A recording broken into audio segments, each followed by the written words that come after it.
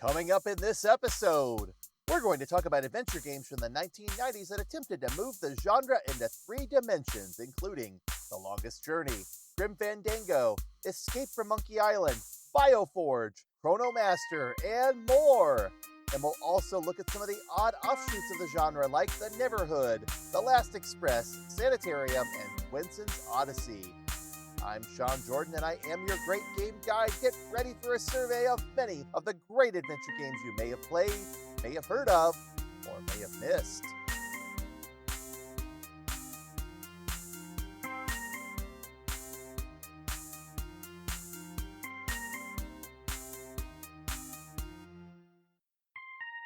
If you've been hanging in there with us week after week, you might have wondered why I haven't delved into talking about LucasArts' last few adventure games, which are generally considered some of their best.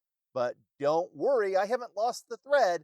I was just waiting for the right time to bring them back up because LucasArts found itself on a very interesting trajectory between 1995 and 2000 as it released 4 adventure games that gradually evolved away from the style the developer had become famous for and into the 3D style we're going to talk about in detail in this episode. So let's start off with Full Throttle, a point-and-click adventure game by Tim Schafer that came out in 1995 as a CD-ROM exclusive title. And this was actually a pretty big deal at the time because many adventure games of the point-and-click variety were still shipping on floppy disk editions with optional enhanced CD-ROM versions. Full Throttle certainly looked like a Day of the Tentacle or Sam & Max style adventure at first blush, with hand-drawn sprites, painted backgrounds, and an icon-driven point-and-click system. But seeing this game in action made it clear why the multimedia features were needed, from the awesome theme song by the hard rock band The Gone Jackals to the cool cinematic sequences featuring the game's protagonist, Ben, riding his fat, noisy Corley Motors motorcycle down the road and getting into scraps with rival gangs. In fact, a significant part of the game involves action arcade fighting sequences that are sort of like a cartoon version of the game Road Rash, where Ben has to knock other bikers off their rides. Full Throttle turned out to be one of the best point-and-click adventures ever made, and it also gave Tim Schafer enormous license to try something wildly different with his next game, 1998's Grim Fandango.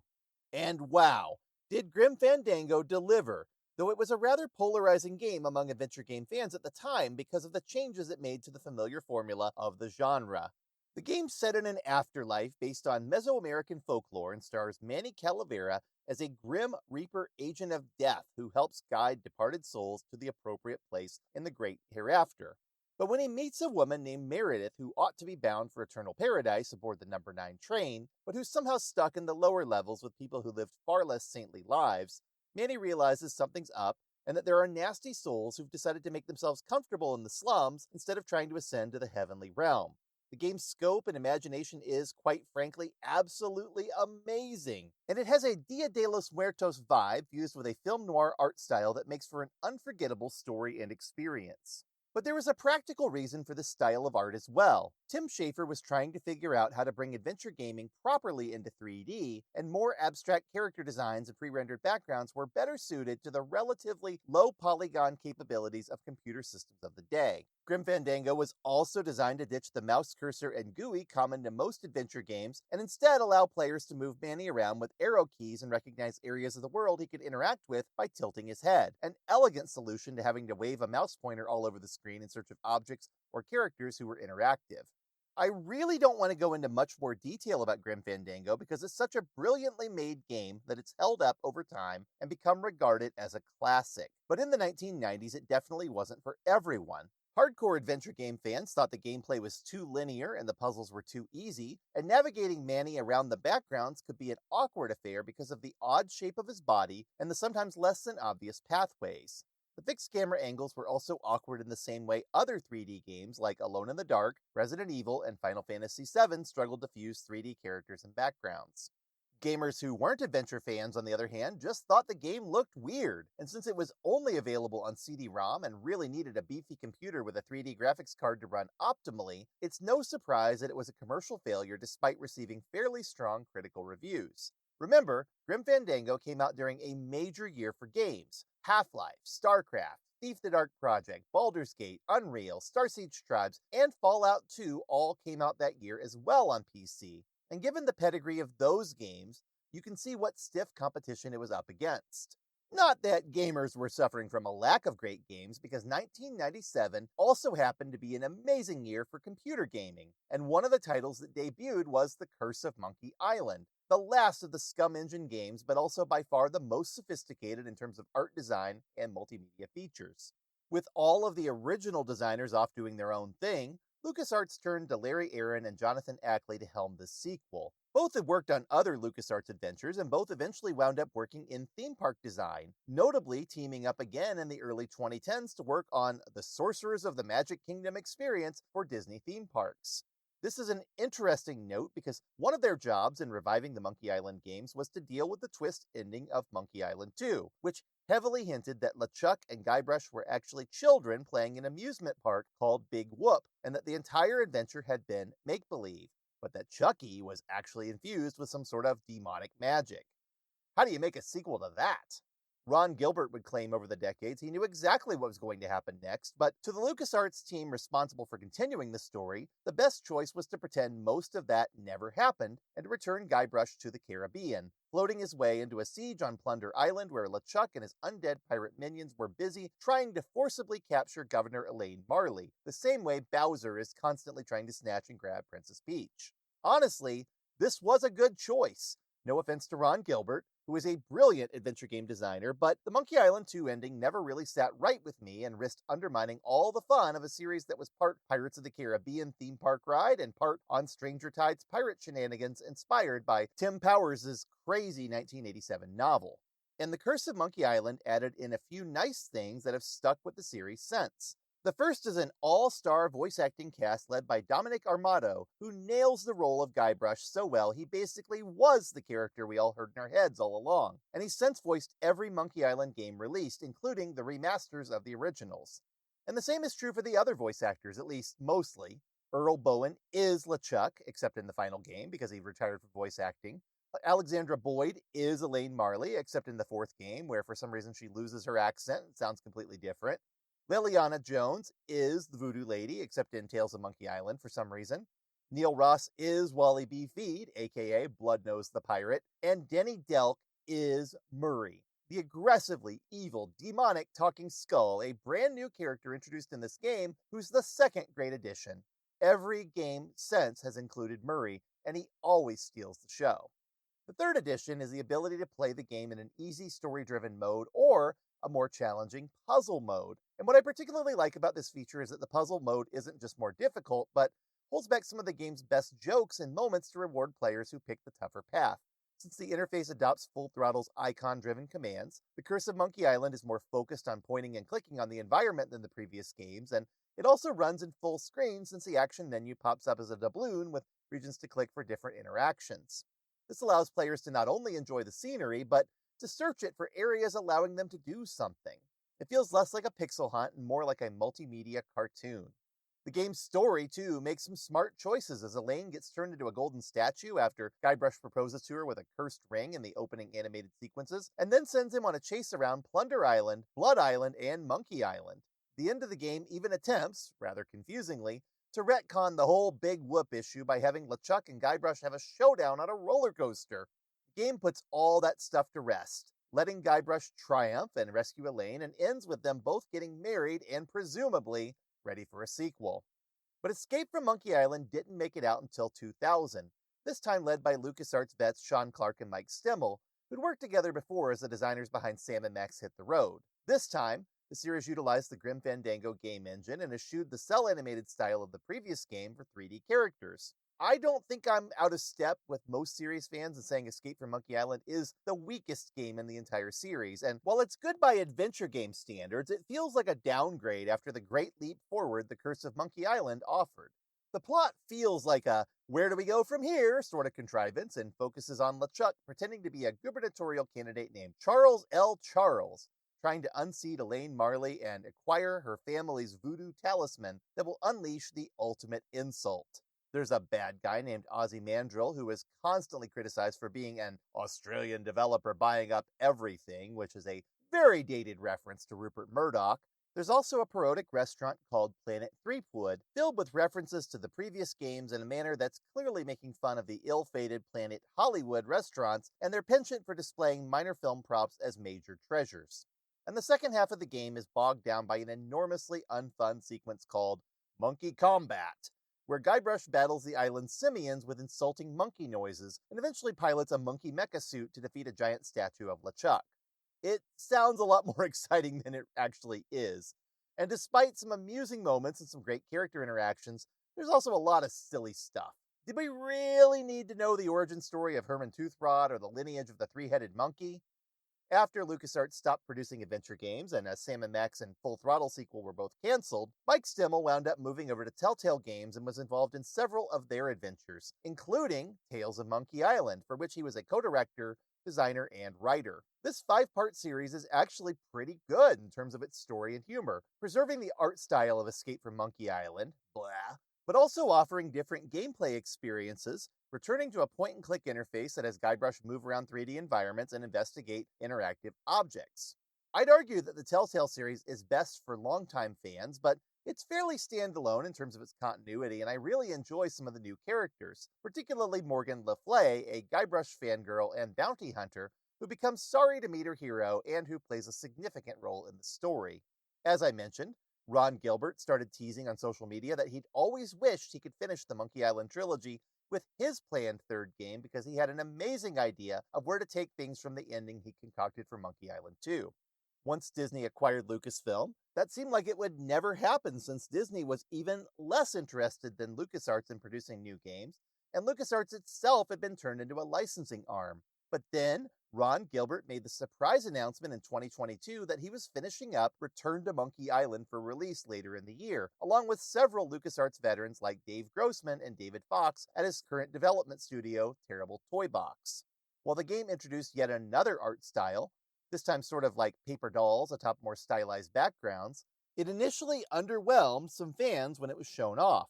And when it debuted that September, it finally brought a close to not only Ron Gilbert's big idea, but also, surprisingly, the series itself. Whether or not Return to Monkey Island effectively pulls off the idea Ron Gilbert was so excited about is a matter of taste. But is the game funny? Absolutely. Are the puzzles worthwhile? Mostly. Does the ultimate storyline pay off by finally revealing the secret of Monkey Island? Pretty effectively, in my opinion, while still incorporating all of the continuity of the games Gilbert wasn't involved in and showing respect for the contributions of the other creators. Ron Gilbert and Dave Grossman even include a letter to series fans dated June 18, 2020, to talk about their perspective on the series at the very end. That's about as nice of an ending as you could hope for, and I'm glad we finally got it. But I want to point out that the Monkey Island series is a microcosm of many of the changes that the adventure gaming genre went through. It started off solving the problems inherent to the adventure game genre by removing pointless deaths and focusing players on actions that they could do instead of the ones they couldn't. Then it evolved into one of the great multimedia adventure games, and then tried to move into a more console-friendly 3D style. As the genre returned to the flatter point-and-click 2D style, so did the final entry, and it de-emphasizes tough puzzles while adding in clues, comfort systems, and lots of self-awareness. But before we move on to talking about other games that, like Grand Fandango and Escape from Monkey Island, took the adventure game genre into 3D, let's briefly mention two games that took direct inspiration from Monkey Island to deliver pirate adventures worth playing. The first is called Voodoo Kid, and it's a 1997 point-and-click adventure from Infogrames that uses digitized character renders and pre-rendered environments to depict a haunted pirate ship with a literal skeleton crew. The premise is that you fall asleep reading the story of Baron Saturday, who turned his crew into zombies and is headed for the island of Lost Souls. In your dream, you awaken on the ship and have to find a way to divert the ship from its course. It's a fairly short and easy adventure, definitely targeted at kids, but it at least allows you to pick if you'd rather play as a boy or a girl, and it's fully voice acted and well animated with lots of fun little moments. The only downside is the puzzles, which tend to be along the lines of the Seventh Guest's arbitrary brain teasers. Another interesting game is Ghost Pirates of Vuju Island, a 2009 game from Autumn Moon Entertainment first released in Germany that made it to the English-speaking world in 2010. Its biggest claim to fame is the involvement of studio co-founder Bill Tiller, a former LucasArts designer and artist who worked on The Dig and The Curse of Monkey Island. Autumn Moon's 2008 point-and-click adventure game A Vampire Story was a reasonably good time, and I do recommend it, particularly if you'd like to play as a busty French vampiress and pull items out of a coffin. It's a gorgeous game bursting with personality and which has an incredible soundtrack. Autumn Moon's follow-up game, The Ghost Pirates of Vuju Island, is a really interesting adventure because you play as a trio of ghosts named Papa Doc, Jane Starling, and Blue Belly, all of whom are trying to get back into their bodies and who have to work together to solve their problems and defeat the evil Queen Zimby. While the characters are rendered in 3D, the backgrounds themselves are painted and multi-layered, offering a strong sense of the artistry from the Curse of Monkey Island while also utilizing the fluid animation that 3D characters can provide. If you enjoy the Monkey Island games, you should definitely give Ghost Pirates of Vuju Island a try. It definitely has its own vibe and is often seen as being lesser than the Monkey Island series, but I think it stands on its own pretty well. The puzzles are decent, the voice acting's good, and the artwork and animation are spectacular. The Day of the Tentacle style teamwork adds some variety to the game, and the characters are varied enough that they don't overstay their welcome if they start to annoy you. Unfortunately, Autumn Moon never got to make a true sequel to either of its adventure games, and the most we've gotten is Episode 1 of Duke Grabowski, Mighty Swashbuckler in 2016 after a successful Kickstarter campaign. It's a great-looking game, very much in the piratey spirit of Ghost Pirates of Vuju Island, but after 10 years and some promises about 4 more episodes that have never manifested, it's looking increasingly unlikely that we'll ever see Duke's adventures continue. So I mentioned Alone in the Dark in our last segment, and now seems like a good time to explain why I did. In 1992, Infogrames released this interesting horror-themed adventure featuring 2 3D characters, Edward Carnby and Emily Hartwood, exploring a haunted mansion in Louisiana called Decreto. While Alone in the Dark certainly looked odd for its time due to its use of low polygon, slow-moving 3D character models atop pre-rendered environments, and static cameras depicting each room, hallway, or scene, the game was able to create a mood unlike anything that had come before it, and while games like Elvira, Waxworks, and Harvester were going for gore, the Alone in the Dark games were able to build a much more unsettling experience that became the template for the survival horror genre that Resident Evil would later popularize. It's funny, though, because I don't think many people consider Alone in the Dark an adventure game despite the fact that it's not that different from The Seventh Guest or Darkseid in terms of structure and design. One reason why it is a bit different is because it involves limited combat with enemies who can definitely kill you, but you're still exploring a mansion and trying to find ways to solve puzzles with items. I think the best way to categorize Alone in the Dark is as an action-adventure game that had an enormous influence not just on horror games, but also the burgeoning field of 3D adventures. BioForge is definitely a game with a similar design philosophy. It's a 1995 3D action-adventure game from Origin Systems that still focuses on combat and horror, but which has a science fiction premise. After a cryptic introduction, you awaken as a cyborg in a derelict station aboard a moon somewhere in space. You not only have to fight your way through the robots and cyborgs left on the station, early in the game you can literally beat one foe with his severed arm when he won't stop attacking you, but also you have to get your bearings as you strive to understand what happened to everyone there. I actually feel like BioForge is a little bit closer to an adventure game than Alone in the Dark because so much of it is focused on puzzle solving. Many of the solutions to the puzzles are found by reading logbooks or computer monitors, an idea that's pretty common today but was still fairly novel and immersive way of sharing information with players in the 1990s. The game also has an unfolding cinematic story brought to life by voice acting and in-game events rather than cutscenes or narration, which was again pretty exciting for the era. While the gameplay itself is a bit clunky due to tank controls and lousy combat, there are several places in the game where you need to outsmart your enemies rather than beat them down, and that helps BioForge overcome its weaknesses somewhat. I definitely recommend it if you can put up with its limitations as an awkward 90s action-adventure game. Speaking of games set in futuristic settings, let's take a look at Chronomaster, which came out the same year as BioForge, but which had the bona fides of being created by a famous Hugo and Nebula award-winning author. Roger Zelazny was a science fiction writer who was very popular in the 1960s, 70s, and 80s, particularly for his novel Nine Princes in Amber and the Chronicles of Amber series that followed it, which was the basis of an illustrated text-based adventure game adaptation by Tellurium in the 1980s. Those novels are about a true world called Amber that casts shadows across the multiverse to create every other reality. Some shadows have different laws of nature and even allow for magic. Zelazny loved the idea of alternate worlds and used them to play around with what was possible without violating the accepted rules of hard science fiction. The canon in the Chronicles of Amber thus tends to focus on the characters themselves, not the inconsequential worlds they inhabit. Zelazny was also well known for infusing mythology into his writing, as well as a strong sense of action due to his prowess in fencing and various martial arts. If you've never had a chance to read some of Zelazny's novels, you absolutely should. They're often energetic and interesting, with fast moving plots and cool characters, and that overwrought, thoughtful, philosophical style of dialogue that's so strongly associated with the wooden characters in science fiction magazines. Chronomaster is not a novel, but a multimedia adventure game from 1995 that Zelazny was working on with his partner and collaborator Jane Lindskold when he passed away of cancer. The game was developed by DreamForge Entertainment, a US-based studio mostly known for making Dungeons & Dragons games and other role-playing games like Darkspire and Veil of Darkness, which I'll absolutely talk about another time when our discussion is centered on underrated 1990s CRPGs. But Chronomaster is not like anything else DreamForge ever made, both before and after. It's a 3D style, icon-driven, point-and-click adventure game where you explore a pre-rendered game world as Rene Corda, a sort of godlike scientist who creates customized pocket universes for wealthy people with exacting tastes. He's brought out of retirement to repair some universes that have entered a state of temporal stasis where everyone and everything is stuck in time. And when I say pocket universes, I mean that literally, because within some of these, Corda can visit multiple worlds. The sense of scale is both the game's greatest asset and its biggest weakness. As an adventure game, Chronomaster is absolutely massive.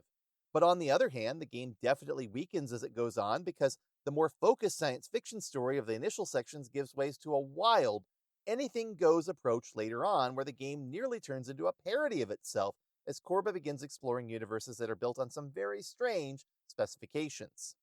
One of the most notable aspects of Chronomaster is the voice acting, which is provided by Ron Perlman as Corba, Brent Spiner of Star Trek The Next Generation as his eventual ally Milo, and Lolita Davidovich as a chirpy computer assistant Jester.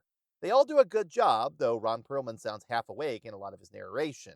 But there are dozens of other characters who are voiced in this game as well by a fairly large cast of actors, ranging from suitable for their roles to absolutely amateurish.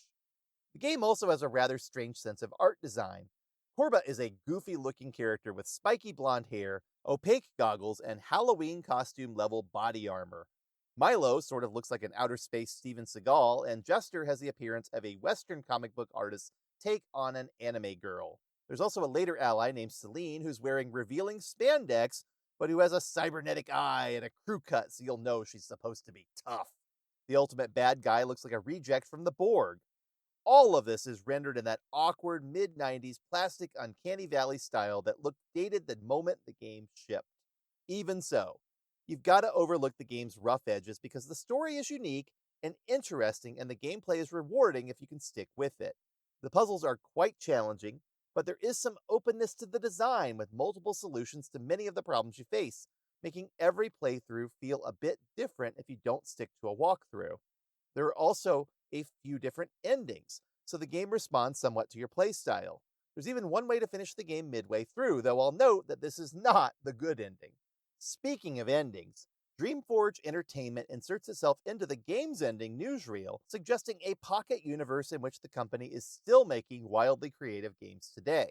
Unfortunately, in our world, they'd wind up closing their doors while working on Myst 4 a few years later, but before that happened, they created one of my favorite 3D style adventure games of the 1990s, the very trippy and weird 1998 isometric adventure Sanitarium. At first blush, this game looks a lot like Fallout or Baldur's Gate because you wander around pre-rendered environments viewing everything from a diagonal top-down angle. But the gameplay follows the mechanics of adventure games, putting you in the shoes of the fully bandaged coma patient Max, who awakens in a horrifying sanitarium and soon finds himself wandering around a village of mutant children who have been adopted by an evil alien that they call Mother.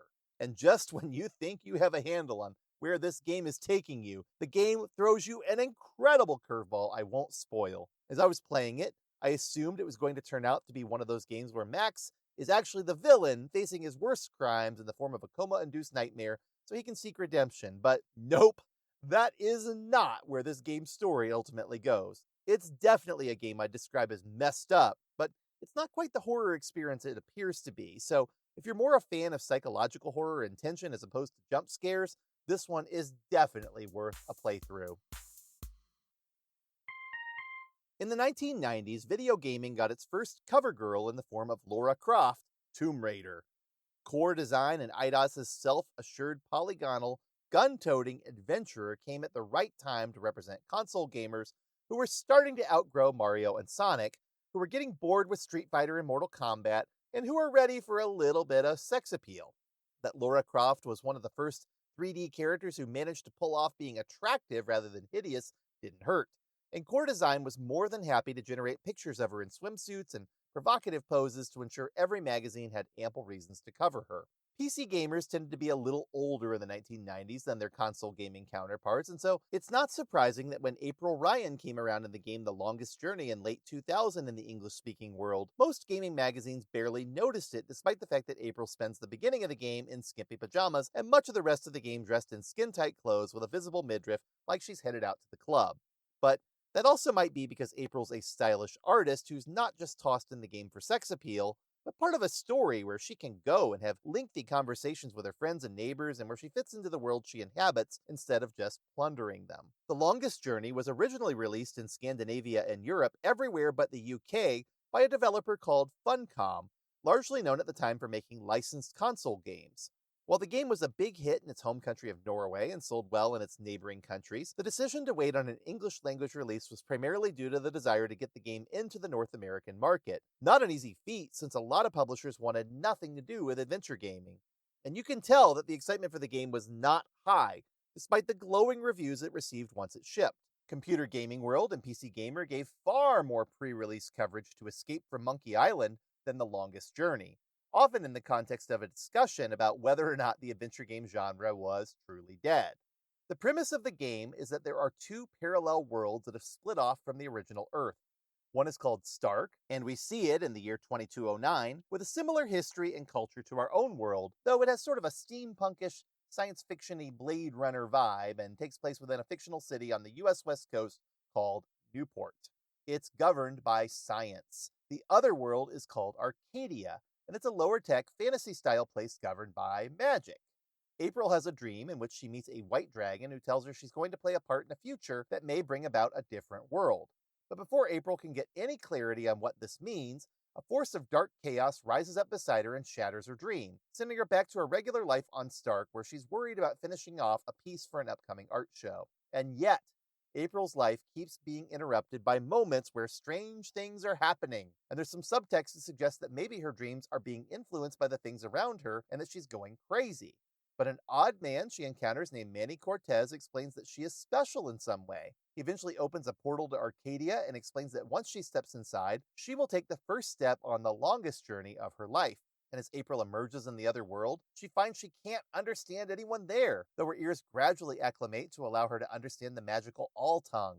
This opens her up to learning from a priest named Tobias Grensret, who walks her through the backstory and explains that April is a shifter, a rare person who can travel between both worlds. Both exist in balance that's maintained by a dragon-like alien race called the Drakekin, 12 humans called the Sentinel, and a quasi-divine individual known as the Guardian. But he's gone missing and his replacement has not been found. April eventually discovers that a group called the Vanguard is trying to merge both worlds back together, which will plunge both worlds into chaos. And her quest is to restore a disc that will help allow the Guardian to return. You got all that? Well, guess what? I'm really oversimplifying things, because The Longest Journey has a very detailed storyline that is frequently dropped on April through lengthy conversations and info dumps. If you're not into complex lore and detailed characters with complex motivations for doing things, this is definitely not the game for you. And if you assume that April is going to become the Guardian in the end, well, no, this game's not that straightforward either. The entire experience is incredibly lengthy, and this has often led gamers to joke that this game is aptly named. Your first playthrough can easily last 15 to 20 hours if you sit through the conversations and work to solve the puzzles. But oh, what a fantastic journey The Longest Journey has to offer. The game's built on vibes, and so many of its ideas feel like they were inserted because the development team took some inspiration from something and just decided to jam it into their game. Now, normally, this is the mark of a bad game, but the dreamlike feel of the adventure actually handles the structure really well. April's young and naive, but she's no dummy, and her cleverness and ability to persevere carry her through this game and make you feel really attached to her by the end. The game even seems to hint that she survives to be an old woman in Arcadia, telling stories about her young exploits. That's why it was such a surprise that the sequel, 2006's Dreamfall: The Longest Journey, didn't really continue April Ryan's story so much as sideline her to introduce a new character named Zoe Castillo, who's living in the city of Casablanca in Stark in 2219, 10 years after the first game. And from the start, you know that Zoe's in a coma, telling you the story of how she got there. Zoe's quest before the coma is to find and save April Ryan, who's now living in Arcadia as part of a resistance movement there, and Zoe begins receiving cryptic directions from a little girl named Faith, whose consciousness exists in Stark's global computer network, DreamNet. Zoe's ultimate quest is to thwart a plot to infiltrate the dreams of people in both worlds and brainwash them, which sounds kind of stupid as I say it out loud, but I promise it makes sense in the game. Dreamfall is an action-adventure game, eschewing most of the traditional adventure game conventions and focusing more on combat. Like The Longest Journey, it's filled with dialogue and complex lore. There's a whole backstory about an event called the Collapse that isn't even really explained in the game, and the rise of an Arcadian faction called the Azadi and a conspiracy in Stark involving a mysterious Japanese toy company. Oh, and the world is being plagued with static that keeps knocking technology out. Again, as I say this out loud, just trust me, it is not as dumb as it sounds, and the dreamlike quality of the game glosses over the silliness of the story. Like The Longest Journey, Dreamfall also draws obvious inspirations from all sorts of different things that were popular during its development. The films The Ring, AI, Artificial Intelligence, and Lost in Translation are three of the most obvious influences just in the first few minutes of Zoe's adventure, and many of the things that happen in Arcadia seem to be visually influenced by Peter Jackson's The Lord of the Rings films this time around. My only real gripe about Dreamfall is that it ends April's story rather unceremoniously and, in my estimation, to the detriment of the continuation of the series. When Funcom continued the story in their 5-part episodic adventure game Dreamfall Chapters in 2014 to 2017, they had to retcon this with a rather silly contrivance designed to bring April back into the fold. I really only recommend Dreamfall Chapters in its 2017 Final Cut edition, and even then, only if you're really interested in seeing how the story ends. Let's close out our look at 1990s adventure games with a few that don't fit neatly into any category. All of these games are absolutely excellent, and I hope you'll check them all out, but the first is not available commercially, and that's a shame because this 1996 adventure, The Neverhood, is a really great game that was released by DreamWorks Interactive. But before we begin, let me go ahead and rip off the Band-Aid and talk about Doug TenNapel, the artist and co-designer of this game who's largely responsible for its distinctive look.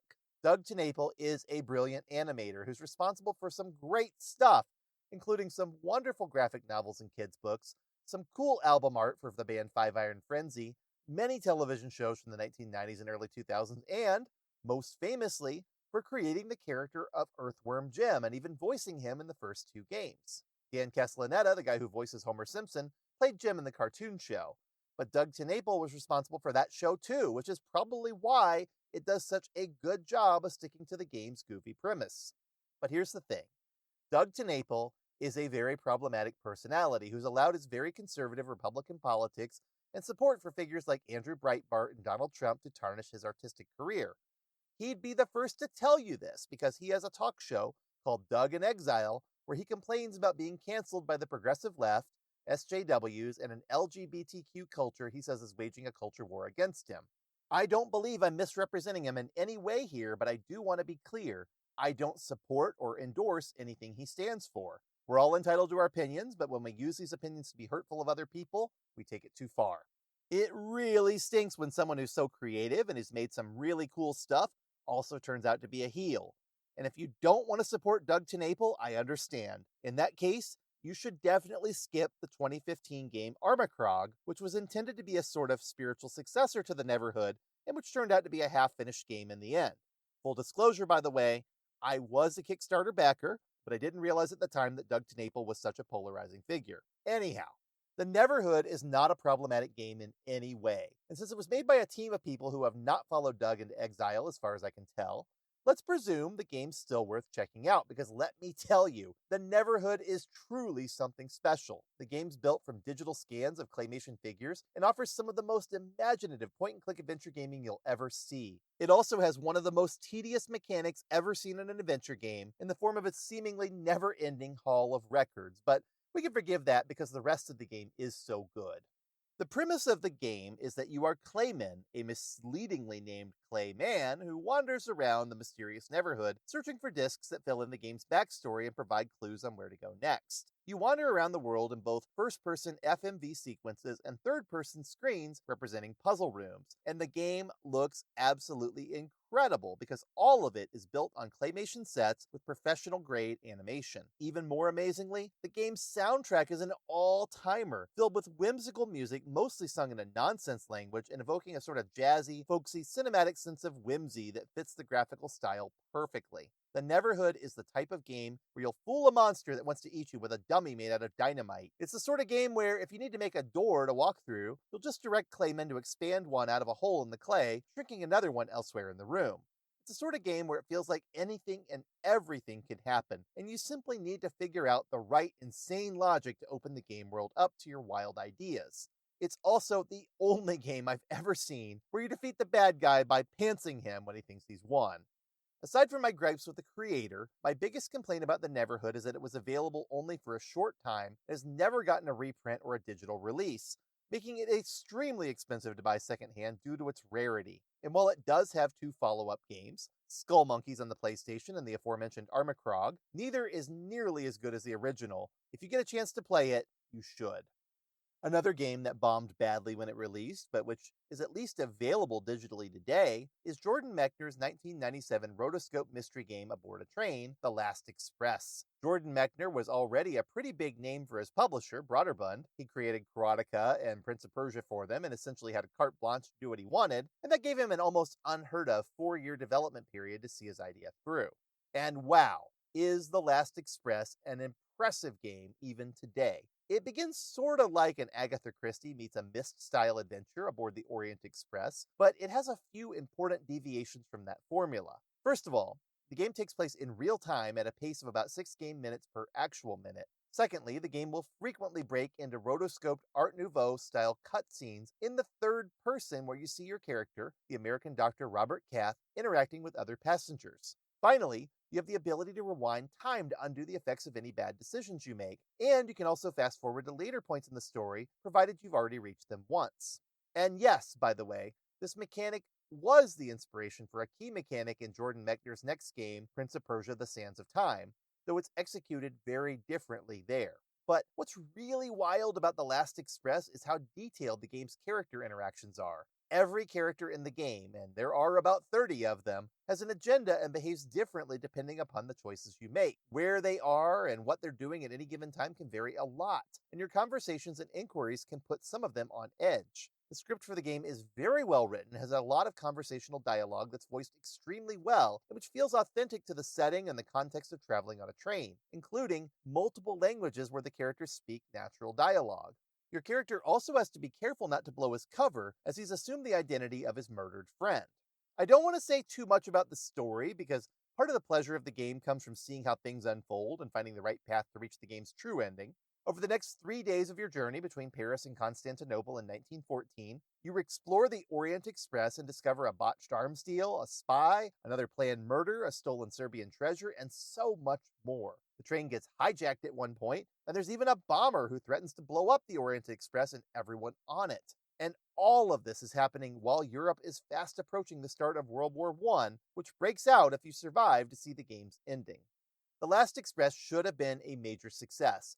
It was a critical darling, attracted a lot of broader media attention, and really looked like a game that everyone would want to play. But the problem was that Broderbund was going through a tough time, and its entire marketing department quit, resulting in the game being poorly supported and reportedly only being on the shelves for a couple of months. It wound up being one of their last games, and certainly their most expensive. Their other adventure game that year, the comedy adventure Kuala Lumpur: Journey to the Edge, was hardly a hit, and Broderbund got acquired by the Learning Company the next year and was gutted by extensive layoffs.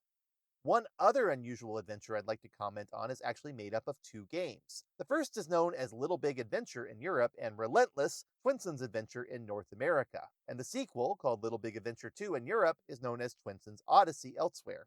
Both games were created by the French developer Adeline Software International, which also created the more conventional 3D action-adventure game Time Commando in 1996. But the Little Big Adventure games, or Twinson games if you prefer, are very different because they're overhead isometric adventures where your main character, the blue-robed, top-knot ponytail, dragon-riding Twinson, has to solve problems in the normal adventure game manners, dialogue, puzzle-solving, and with items, but also sometimes with his fists, his reflexes, or with stealth.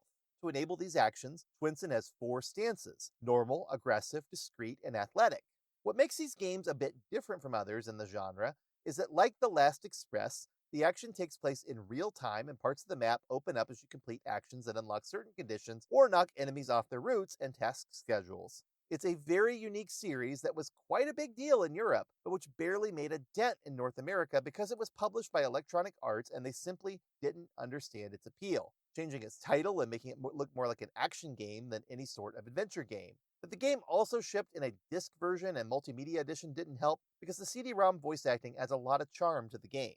The original Twinson game features pre-rendered graphics with 3D character models on top of it, very similar to Alone in the Dark's look, but with a far more family-friendly feel. Both take place on the world of Twin Sun, named for the 2 stars the world sits between, and yes, it is a little confusing that the hero is named Twinson, but he's such a likable and fun character who has a chipper personality and often over-exaggerates his movements, reeling back before he runs and throwing his magic orb weapon like a baseball pitcher. The second game keeps a lot of this style, but also adds in portions that are actually 3D instead of pre-rendered, which means the camera is free to show things from different angles. It's a little weird, but it absolutely works. Unfortunately, Electronic Arts published the game in Europe and then handed the North American publishing rights off to Activision, who was similarly clueless about how to market a French adventure game that deviated so much from the Sierra and LucasArts formula. But the good news is that both games are pretty easy to find and play today. GOG has them both and even has the original versions available as free add-ons, and they're also on Steam. Be sure to give them a try. They're wonderful family-friendly games with neat characters, strong art design, and incredible soundtracks.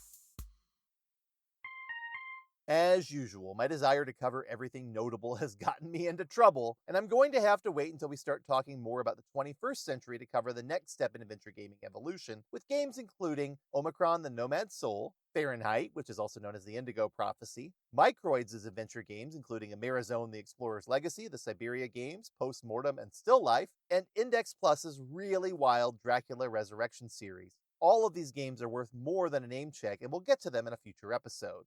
I don't want to suggest that adventure gaming completely died after 2005, but it did change. Many of the characteristics of the 3D fork of adventure gaming were adopted into other genres such as action-adventure games, first-person shooters, survival horror, role-playing games, and even platformers. And aside from a handful of developers like Quantic Dream and Telltale Games, you really didn't see a lot of adventure games coming out in 3D between 2005 and the indie gaming boom from the mid-2010s. Myst-style games, too, largely tapered off in favor of full 3D first-person games like Portal, The Stanley Parable, The Talos Principle, and Superliminal. But adventure games remained a popular genre in Eastern Europe, and Daedalic Entertainment was one of the most prolific producers of the traditional style of 2D adventures, releasing series such as Edna and Harvey, Deponia, and The Dark Eye, as well as standalone titles like The Whispered World, Anna's Quest, The Night of the Rabbit, and A New Beginning.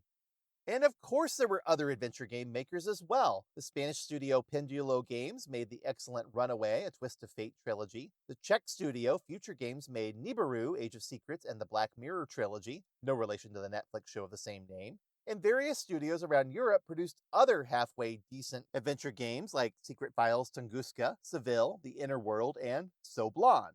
Another popular breeding ground for adventure games was the Adventure Game Studio, and this led to hundreds of adventure games being developed and published, mostly as freeware, but in some cases as commercial titles. One of the most prolific publishers of AGS adventures is the indie studio Wadjet Games, started by Dave Gilbert, no relation to Ron, and we'll talk about some of them in much more detail in an upcoming episode. But there's also, of course, Yahtzee Crowshaw's fully Ramblomatic games, Crystal Shard, AGD Interactive, Clifftop Games, and Grundislav Games, just to name a few. And we'll be covering them all in our last couple of episodes for this series. But you know what we still haven't covered in detail? Consoles and handhelds. So in our next episode, we're going to talk about games like Adventure, Haunted House, Nightshade, The Space Adventure, Mansion of Hidden Souls, D, Pac-Man 2, The New Adventures, Blazing Dragons, Scooby-Doo Mystery, Police Knots, Zack and Wiki Quest for Barbarossa's Treasure, Swagman, Steins Gate, Clannad, and Moon. And if we have time, we may even delve into the incredible Sakura Taisen series, find a Zero Escape sort of dilemma, or spend some time righting wrongs in the turnabout courtroom with an ace attorney on the rise. If you enjoy this show, you can read this series every week on my Substack at greatestgames.substack.com, where you'll also find brand new articles on other great games you've never played. And you're always welcome to talk to me on Bluesky. I'm Sean Jordan, I am your Great Game Guide, and I'll be back next week with more to explore.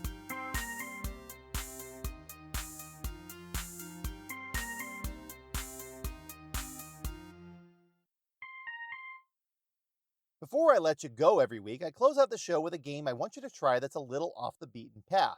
This isn't sponsored content, and I don't have any financial stake in anything I recommend. These are games that I just think are really good, but don't have as much exposure as some of the more popular ones. This week, I'm recommending Pipistrello and the Cursed Yo-Yo, a game that came out last year from Pocket Trap and PM Studios, which promised the first Yo-Yo-Vania. Okay, so that's a clever little bit of marketing fluff, but what this game actually involves is a top-down, puzzle-focused perspective like classic Zelda with a really capable yo-yo, far more useful than the one in the NES Star Tropics series. One of the most interesting ideas in the game is the ability to use angled surfaces to change the direction of your yo-yo, so you can hit enemies at different angles and solve some surprisingly clever puzzles. The further into the game you get, the more abilities you earn for your yo-yo to allow you to resolve puzzles that weren't previously possible to solve.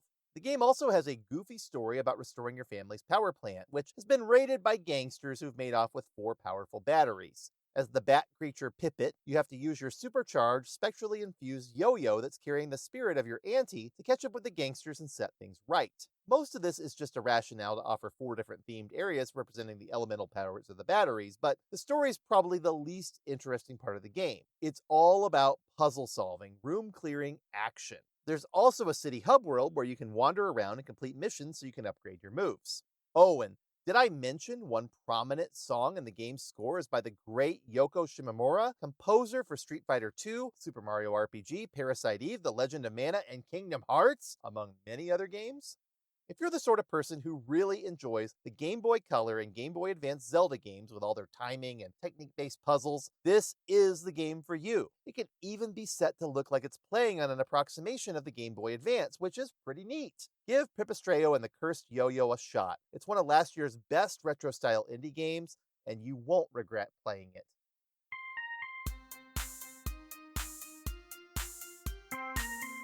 The Great Game Guide is a podcast written by me, Sean Jordan, and I also wrote the theme music. This is all 100% human-created content. I don't use AI for any part of my production. This episode is copyright 2026 by me, Sean J. Jordan, and you can find more details in the show notes and on my website at greatestgames.substack.com. And credit where it's due. Any games, artwork, sources, or additional music are the property of their respective owners, used under fair use guidelines and also noted in the show notes. If you enjoyed this episode, please let me know on Substack, Bluesky, or with a nice review. But I'd appreciate it even more if you'd share it with a like-minded friend. Thanks for listening!